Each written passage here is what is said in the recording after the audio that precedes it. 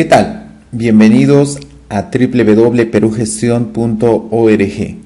Mi nombre es Dionisio Canagua, soy contador público colegiado certificado y en la presente ocasión quiero comentar con ustedes un tema vinculado al ámbito contable y tributario. El presente video titula El costo de adquisición de las existencias desde una perspectiva de las normas internacionales de información financiera y del impuesto a la renta. En el presente material vamos a comentar acerca del concepto de costo de adquisición desde la perspectiva de la norma internacional de contabilidad número 2 y de la ley del impuesto a la renta que se aplica aquí en el Perú. En primer lugar, vamos a revisar los conceptos que nos dan las normas internacionales de información financiera. Para ser más específicos, la norma internacional de contabilidad número 2.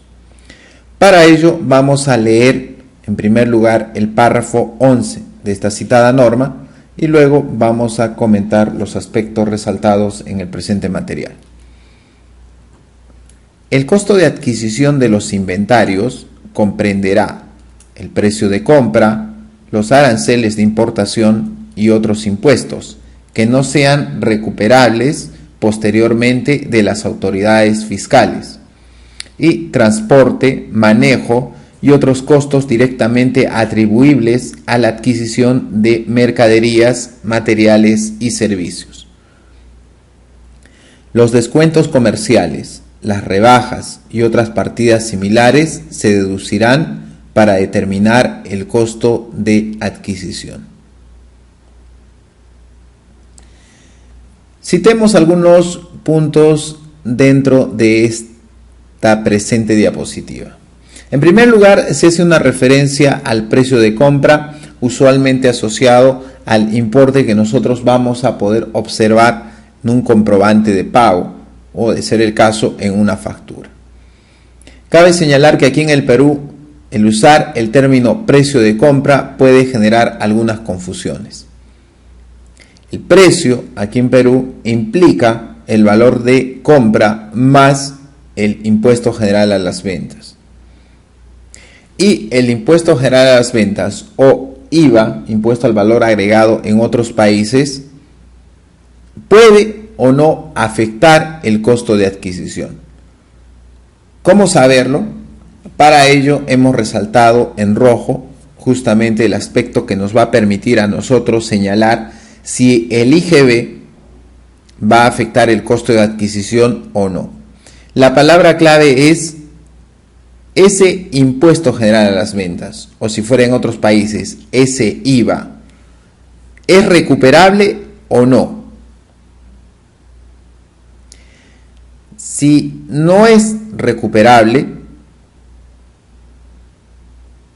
entonces va a formar parte del costo. Y si es recuperable, no debe afectar el costo. Presentemos un caso. En primer lugar, acerca del IVA o del IGB. El mecanismo establecido para este impuesto implica el reconocimiento de un crédito fiscal.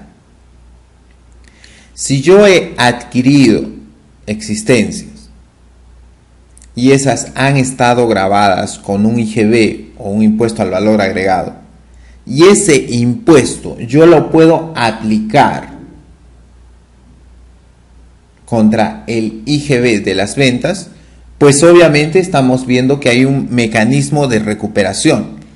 Y es por ello que nosotros, cuando tenemos este escenario, el IGB lo contabilizamos dentro de la 40.111 y tampoco lo identificamos contablemente hablando como parte del costo de adquisición, sino más bien como un crédito fiscal.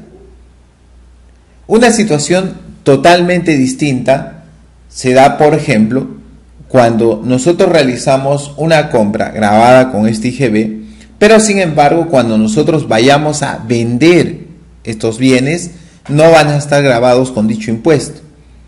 Es decir, no voy a poder aplicarlo, ese crédito fiscal, contra un IGB de ventas. Entonces, en este caso, ese IGB sí va a formar parte del costo. Otra situación importante es la que se refiere a los aranceles de importación. Por ejemplo, usualmente cuando nosotros tenemos la contabilización de una importación de existencias, dentro de la DUA o de la declaración de aduanas encontraremos el ad valorem. El ad valorem es un tributo que nosotros lo tenemos claro que va a afectar el costo de adquisición, porque sencillamente no lo podemos aplicar contra otro tributo o impuesto, y este va a ser asumido directamente por la empresa. Entonces, cuando yo no puedo recuperar el tributo por medio de una devolución o por medio de la aplicación de un crédito fiscal, entonces ese tributo forma parte del costo de adquisición. A eso se refiere esta regla. También hablamos que forman parte del costo de adquisición el transporte y manejo y otros costos directamente atribuibles a la adquisición de mercaderías, materiales y servicios. Este punto resaltado, costos directamente atribuibles, nos obliga a revisar otro párrafo de la NIC número 2, como es el siguiente, el párrafo 15. Cuando se hace una referencia a otros costos directamente atribuibles, observe usted que no se hace una referencia específica al costo de adquisición, sino a un concepto mucho más alto o mucho más general, si podemos considerarlo así. Porque el costo de inventarios, de acuerdo a la norma internacional de contabilidad número 2, afecta el costo de adquisición y también el costo de transformación. Entonces, cuando se hace una referencia a otros costos directamente atribuibles, es importante ver qué dice el párrafo 15 y hasta qué punto lo que señala nos afecta al costo de existencias. Revisemos. Se incluirán otros costos en el costo de los inventarios, siempre que se hubieran incurrido en ellos para dar a los mismos su condición o ubicación actual.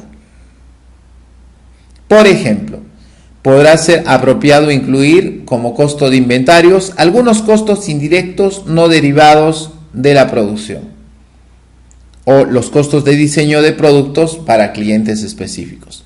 Estos dos ejemplos están asociados a procesos productivos. En el caso de hablar del costo de adquisición, nosotros podemos inferir que al hablar de costos de inventarios también se incluyen todos aquellos en los cuales va a incurrir una entidad para darle la condición o ubicación actual. Dependiendo si es que se trata de mercaderías, por ejemplo, es decir, en las condiciones de venta, o dos, si es que nosotros estamos hablando de materias primas, envases y embalajes o suministros, ahí nos haremos una referencia que su condición o ubicación actual es que estén listos para ser consumidos dentro de un proceso productivo. ¿Ya? Entonces, por ejemplo, ahí entra el tema de, como decíamos, fletes, transporte, manejo, ¿no?, que hay que tener en cuenta. Entonces, no solamente el costo de adquisición es lo que yo voy a tener en la factura que viene el proveedor, hay otros desembolsos que los voy a considerar, y esos desembolsos son todos aquellos en los cuales ha incurrido la entidad con la finalidad de darle la condición de ubicación actual, ya sea como una mercadería o ya sea como una materia prima, un suministro o un envase y embalaje. Ya, es importante tener en cuenta ese criterio. Asimismo, debemos de recordar que desde un punto de vista contable, este costo de adquisición puede tener algunas disminuciones. Estos están asociados a conceptos como descuentos comerciales, rebajas y otras partidas similares que se van a deducir al momento de determinar el costo de adquisición. Este concepto es importante tenerlo en cuenta.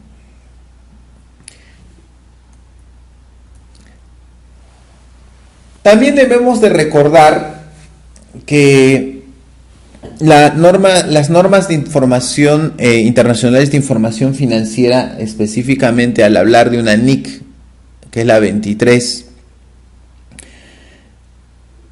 nos hacen recordar que existe la posibilidad de que el costo financiero en algunos casos, forme parte del costo de un activo, siempre y cuando cumpla las condiciones dicho activo como activo apto o calificado, de acuerdo a la NIC número 23.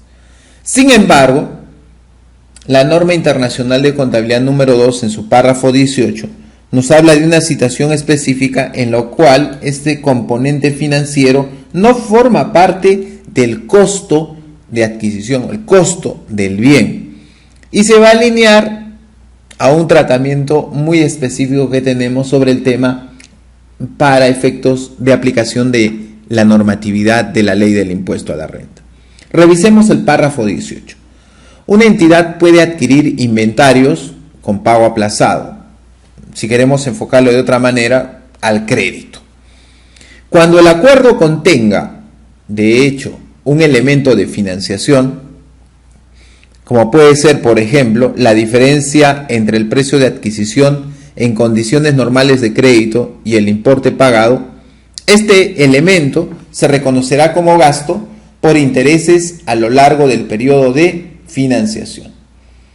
Este concepto que hemos resaltado en rojo nos hace recordar algo que también tenemos en la NIC 18, que se nos habla acerca de los intereses implícitos. Obviamente, en este caso, como vemos el párrafo 18, no es un enfoque específico al señalarnos de que en una transacción los gastos por intereses van a ser gastos, no nos dice específicamente. Simplemente nos habla acerca de un elemento de financiación, sin distinguir si es implícito, o tácito, como le dicen algunos, o explícito, ¿no? Es explícito, por ejemplo, si nosotros lo tenemos especificado al momento de realizar la adquisición. En tácito, o nos dicen muchas veces implícito, cuando no lo está.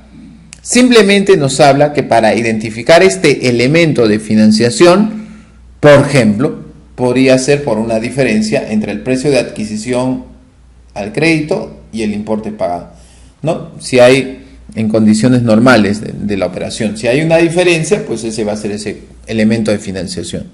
Y eso lo voy a reconocer como gasto, pero va a ser como gasto por intereses a lo largo de todo el periodo. No es que en un inicio yo voy a cargar todo ese concepto como gasto financiero.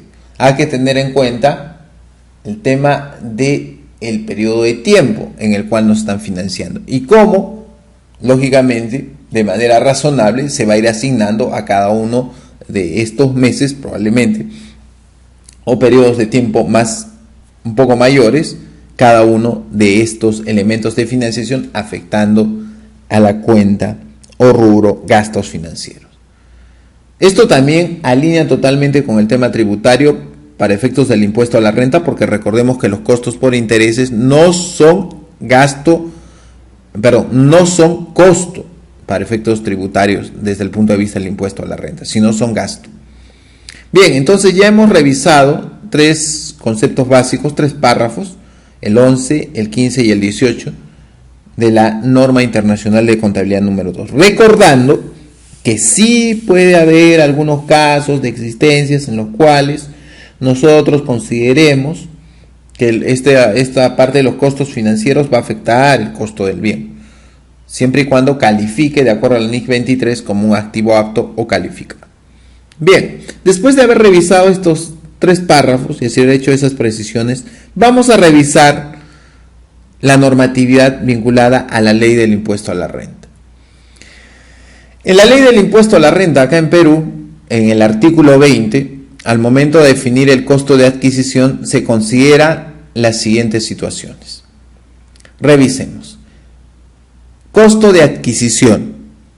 La contraprestación pagada por el bien adquirido y los costos incurridos con motivo de su compra, tales como fletes, seguros, gastos de despacho, derechos aduaneros, instalación, montaje, comisiones normales, incluyendo las pagadas por el enajenante con motivo de la adquisición de bienes, gastos notariales, impuestos y derechos pagados por el enajenante, y otros gastos que resulten necesarios para colocar los bienes en condiciones de ser usados, enajenados o aprovechados económicamente. Si hacemos una referencia básica al tema de mercaderías dentro de existencias, estaríamos nosotros considerando lo que estamos subrayando ahí, enajenados. Y en el peor caso, si nosotros estamos refiriéndonos a otro concepto dentro de existencias que es materia prima, envases y embalajes o suministros, probablemente consideremos el tema del consumo, que si bien es cierto no está aquí, podemos decir que está asociado a aprovechados económicamente. Sin embargo, hay algunos aspectos que tenemos que resaltar en la presente diapositiva. Probablemente les cause a ustedes sorpresa el hecho de arranque que cuando nos habla tributariamente que el costo de adquisición está asociado a una contraprestación pagada por el bien adquirido. Entonces probablemente me digan, si es gratis, ¿cómo es la cosa? Por ello, es importante recordar que hay una precisión reglamentaria dentro del reglamento de la Ley de Impuesto a la Renta, el artículo 11, que nos señala lo siguiente: que existe el costo de adquisición para efectos tributarios cuando el bien ha sido adquirido por el contribuyente de terceros a título oneroso. Como nosotros recordaremos, existen dos posibilidades dentro de las transacciones: título gratuito y título oneroso. Y la condición básica para efectos tributarios para que exista un costo de adquisición es que esa transacción tiene que darse a título oneroso. No puede existir costo de adquisición para efectos tributarios si es que hay un título gratuito. Otro aspecto a considerar es el hecho de la expresión que dice contraprestación pagada por el bien adquirido, ¿no? Con eso me dicen no pagada, entonces no existe el costo de adquisición. Ahora, no confundir también este tema con un conflicto que se podría dar con el devengado como regla básica, criterio básico tributario a aplicar dentro de las rentas de tercera categoría o rentas empresariales. Recordemos que el costo de adquisición, cuando nos dice la contraprestación pagada por el bien adquirido, se entiende no como la transacción en un momento dado, sino se entiende por la operación a lo largo de un momento específico, si fuera al contado, o un periodo de tiempo, si es que hablamos de que se va a dar una operación aplazada en el tiempo, como lo dice la NIC, o al crédito. Entonces, tiene que darse la condición de título oneroso, y ello implica el uso del término pagado, y no que se refiera a un tema de percibido específicamente. Llama la atención que también se hace una clara referencia a costos incurridos con motivo de su compra. Eso también lo hemos visto hace un momento de manera referencial en el párrafo número 11 de la NIC número 2, fletes, seguros, gastos de despacho, derechos aduaneros. No se hace una referencia específica a los impuestos, si es recuperable o no, simplemente se señala lo siguiente. Nos dice gastos notariales, impuestos y derechos pagados por el enajenante. Estamos resaltando aquí en rojo dos situaciones. Enajenante. Cabe recordar que cuando nosotros tenemos una enajenación, tenemos la participación, si podemos decirlo, de dos personas o dos entes. El que entrega el bien es definido como un enajenante y la otra parte es el adquiriente del bien. En este caso nos está hablando que cuando hay un costo de adquisición, o sea, dentro del costo de adquisición voy a tener que considerar conceptos pagados por el enajenante. Es decir, ¿cómo es eso? O sea, conceptos pagados por mi proveedor. Sí, porque pueden haber conceptos que paga tu proveedor y que lo que van a hacer es encarecer, si podemos llamarlo así entre comillas, o incrementar el costo de adquisición de la existencia que tú estás, en este caso, revisando, ¿no? Por ejemplo, muchas veces nosotros hacemos una clara referencia al concepto contable de recuperabilidad para justificar la palabra costo. Y esto lo aplicamos también en el tema de servicios. Es costo un desembolso si es que es recuperable. Si no es recuperable, no es costo y se convierte en gasto, decimos. Entonces, en este caso, todos los desembolsos que mi proveedor va a pagar vinculados a este bien adquirido, obviamente van a formar parte del costo de adquisición, porque lógicamente lo que van a hacer es incremental. En ese sentido, por eso se nos dice, incluyendo las pagadas por el enajenante, con motivo de la adquisición de los bienes. Gastos notariales, impuestos y derechos pagados también por el enajenante. ¿Qué es lo que está pasando? Que los paga el enajenante, pero él no lo va a absorber. Él no los va a asumir, no los va a absorber. Lo que va a pasar, nos lo va a trasladar. Y al momento de trasladarnos, al significar esto un incremento del costo de adquisición, pues sencillamente forman parte de este costo, valga la redundancia, que nosotros vamos a tener que considerar para efectos tributarios. ¿Ya? Es importante recordar que el concepto costo de adquisición para efectos tributarios aquí en Perú no solamente está relacionado al tema de existencias que hemos considerado nosotros en el presente video. También se aplica para el caso de bienes usados, entiéndase, activos fijos o inmovilizados, y también para ser aprovechados económicamente, como podría ser el caso de las otras existencias que van a formar parte de un proceso productivo. Entonces, tengamos en cuenta estas reglas para una adecuada aplicación del concepto de costo de adquisición y evitemos a veces temas de contingencia que se señalan con criterios de aplicación de la administración tributaria y de la entidad. Espero que el presente material haya sido de utilidad para todos ustedes y los invito a visitarnos en www.perugestion.org para conocer nuestra programación y asimismo pueden suscribirse gratuitamente a nuestro canal de videos por medio de la descripción del presente material. Muchas gracias por su atención.